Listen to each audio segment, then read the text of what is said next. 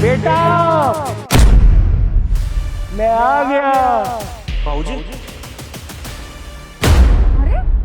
Madam अभी हम जो कहेंगे ना वैसे करना। आप बाबूजी के आगे ये दिखाना कि आप हमारी पत्नी है, प्लीज कह रहे हैं प्लीज, वरना हम फंस जाएंगे बुरी तरीके से, ठीक है? अरे बेटा मैं गांव से आ गया तेरे से मिलने के लिए। जीते रहो बेटा, खुश रहो। एक मिनट, ये कहा है तू चौकीदार की वर्दी में? तू यहाँ क्या चौकीदार लगा है क्या? बाबूजी आप भी धोखा खा गए ना, हमको चौकीदार नहीं है, हम भी अच्छी कंपनी में काम करते हैं, आपको पता है। वो तो बस हम चौकीदार के कपड़े पहन के इसलिए खड़े हैं क्योंकि हमारे यहाँ पे जो चौकीदार है ना सेम हमारी तरह है, हमारी तरह कद है, घाटी है, बिल्कुल ऐसे ही दिखता है। तो उसका नया कपड़ा आया था, एक बार देख लेंगे कि कैसा लगता है, बस वही चेक कर रहे थे और कुछ नहीं। अच्छा अच्छा, तभी कहें हम तो देख के डर गए थे कि हमारा बेटा शहर में आके चौकीदारी कर रहा है क्या है? तूने तो बताया था ना तू बहुत बड़ा अफसर है शहर में, बहुत बड़ी कंपनी में काम करता है? एक मिनट, ये लड़की कौन है? ये बहू है क्या? जी बाबूजी बहू है आपकी। देख बेटा, तू गांव से भागकर शहर तो आ गया था काम करने के लिए, माना कि तू यहाँ आकर बड़ा आदमी भी बन गया है? और तूने शहर में शादी भी कर ली। तूने अपने माँ बाप को एक बार भी फोन करके नहीं बताया कि मैं शहर में बहुत बड़ा आदमी बन गया और मैंने शादी भी कर ली है। और ये बहू, एक मिनट, ये बहू ने कपड़े क्या पहन रखे हैं? ये क्या पहना हुआ है बेटा इसने? अंकल जी मेरी क्या बोल रहे हो तुम? कोई बात नहीं ना बाबूजी, अभी मैं गांव से आए हैं, उनको पता नहीं है कि यहाँ पे चाल चलन कैसा होता है, लोग कैसे कपड़े पहनते हैं। और बाबूजी आप भी क्या, यहाँ की मॉडर्न ज़माना है, यहाँ पर लड़कियाँ ऐसी कपड़े पहनती है, वो साड़ी सूट वाला ज़माना गया, अब इसी तरीके से कपड़े पहनती है। और आप भी क्या सुना रही है, पहली नज़र में से कोई डांटता है? अरे काहे ऐसी ड्रेस पहनती हैं? अगर ये कपड़े हमारे गांव में पहनेगी ना तो हमारी बेइज्जती हो जाएगी बहुत ज़्यादा। तुम्हें पता है ना कि हम भी गांव में प्रधान हैं, सरपंच हैं, और हमारा गांव में बहुत बड़ा नाम है बेटा। ये ऐसे कपड़े पहन के गांव में घूमेगी तो हमारी कितनी बेइज्जती होगी ना। बता, हमारे गांव में ऐसे संस्कार नहीं है, ऐसे कपड़े नहीं पहनती है बहू बेटी हमारे घर की। तू रुक, मैं समझाता हूँ बहू को। बहू, माना कि तूने मेरे बेटे के साथ शादी की है, मेरा बेटा थोड़ा चंचल है पर दिल का बहुत नेक आदमी है और बहुत अच्छा है, और माँ बाप की बहुत इज्जत करता है, सेवा करता है। ये हमारी, ये यहाँ शहर में आके शादी कर ली है। पर बेटा अगर तू ऐसे कपड़े पहनेगी ना तो हमारी गांव में क्या इज्जत रह जाएगी, ये बता तू। और ना अच्छे घर की लड़कियां ना ऐसे कपड़े नहीं पहनती हैं। बेटा तू बहू को बोल कपड़े बदल के आएगी और अच्छी सी साड़ी पहन के आएगी कोई यहाँ। देखिए अंकल जी, बस बहुत हो गया आपका। आपके मन में जो आ रहा है आप तब से बोले जा रहे हैं। क्या बुराई है इन कपड़ों में? ऐसे कपड़े पहनने से क्या किसी का कैरेक्टर खराब हो गया?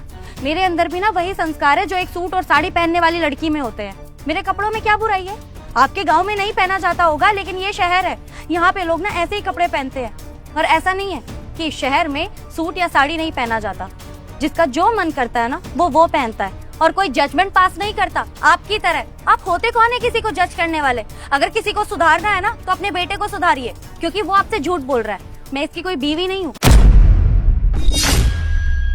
और इसने मुझे झूठ बोला था ये सब नाटक करने के लिए। मैं तो जानती भी नहीं कि यहाँ पर चल क्या रहा है, और तुमने मुझे इतना बड़ा झूठ बोलने के लिए क्यों बोला? अब समझ में आ रहा है। तुम यहाँ पर ये गार्ड की नौकरी कर रहे हो, तुम्हारे घर वालों को ना पता चल जाए, इसीलिए तुमने ये सब नाटक किया ना। और तो और मुझे अपनी बीवी बना दिया अपने पापा के सामने। इतना बड़ा झूठ बोल रहे हो, अपने परिवार को बताओ ना। देखो, परिवार ना अच्छे और बुरे टाइम में साथ देता है। तुम अपने परिवार से झूठ बोलोगे तो साथ किसका मांगोगे? अपने परिवार को सच बताओ। ये बुड़बक, दिल तो हमारा कर रहा है कि एक देख कान के नीचे तेरे को। अबे क्या किया रे तूने शहर में आकर? है इसलिए शहर आया था क्या हमारा नाम मिट्टी में मिलाने के लिए? लड़की देख बिल्कुल ठीक बोल रही है। तूने जरा भी हमारी इज्जत की परवाह नहीं की कि तू यहाँ आकर ये काम कर रहा है हमारे दिल पे।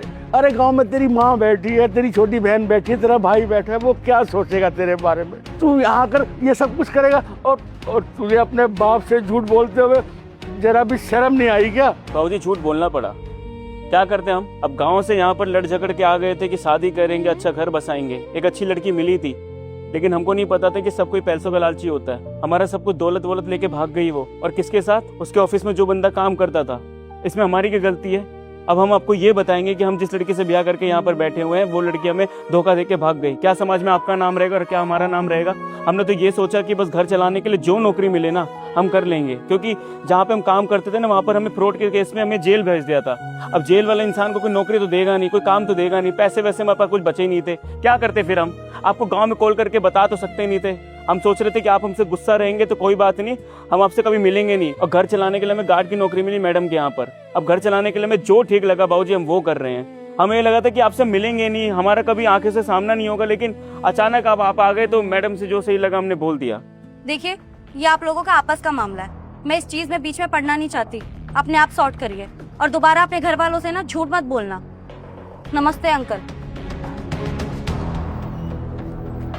बाबूजी, हम जानते हैं कि आपके अच्छे बेटे नहीं बन पाए, हम हाथ जोड़ के आपसे माफ़ी मांगना चाहते हैं, लेकिन हमने सच्ची में कोई गलत नहीं करा। हमने तो बस एक औरत पे विश्वास करा था बाबूजी। नहीं बेटा, तू हाथ मत जोड़ बेटा। तेरे साथ शहर में आकर इतना सब कुछ हो गया और तूने एक बार भी जरूरी नहीं समझा कि अपने बाप को अपने माँ को फ़ोन करके बता दे। बेटा मुझे तेरे पे गर्व है बेटा कि तू कम से कम यहाँ शहर में आके ईमानदारी से नौकरी तो कर रहे हैं ना। अपनी हक हलाल की कमाई से अपना पेट अपना परिवार पाल रहे हैं ना बेटा। मुझे बहुत खुशी है बेटा, तू मेरा बेटा है, बहुत खुशी है मेरे बेटे।